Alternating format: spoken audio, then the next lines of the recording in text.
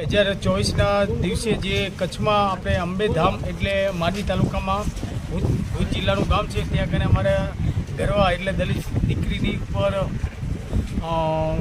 Murder case બનેલ છે અને શેરામ બજારમાં ગુપ્તી અને તલવારના ઘા મારી અને મર્ડર કરેલ છે. તો એ આરોપીને કડકમાં કડક સજા થાય એવી અમે રાધનપુર પ્રાંત સાહેબને અમે રજૂઆત કરી અને આવેદનપત્ર અમારી રાધનપુર અને 28 ગુરુ બ્રાહ્મણ સમાજ આવેદનપત્ર રાધનપુર પ્રાંત સાહેબને અમે આપીએ છીએ. દીકરીને ન્યાય પૂરો મળવો પડે અને ફાંસીની સજા થવી જોઈએ આરોપીને. શું નામ તમારું? વિનોદભાઈ છગનભાઈ રાઠોડ.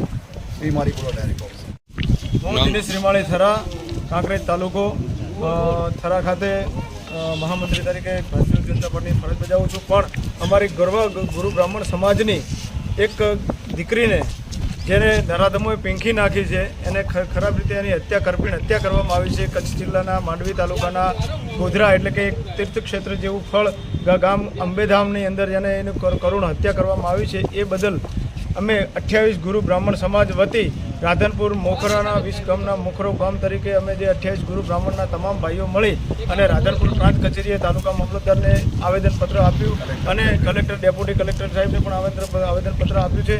અમને અમારી એક જ માંગ છે કે અમારી આ દીકરીને ગરવા બ્રાહ્મણ સમાજની દીકરીને યોગ્ય ન્યાય મળે અને આરોપીને પૂરેપૂરી ફાંસીની સજા થાય એવી માંગણી સાથે અમે આવેદનપત્ર આપ્યું છે. જય હિન્દ.